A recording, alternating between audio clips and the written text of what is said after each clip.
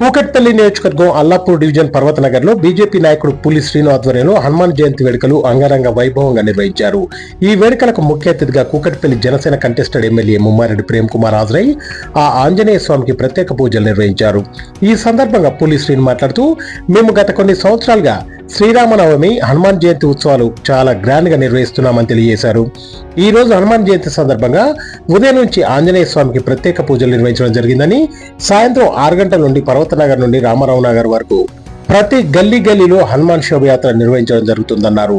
ఆ ఆంజనేయ స్వామి చల్లని చూపులతో ప్రజలందరూ సుఖ సంతోషాలతో ఉండాలని కోరుకుంటున్నట్టు వారు తెలియజేశారు.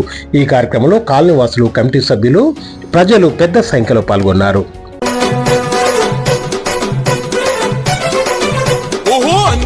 తనయుడా వీర హనుమా, ధాముడా జయ హో హనుమా.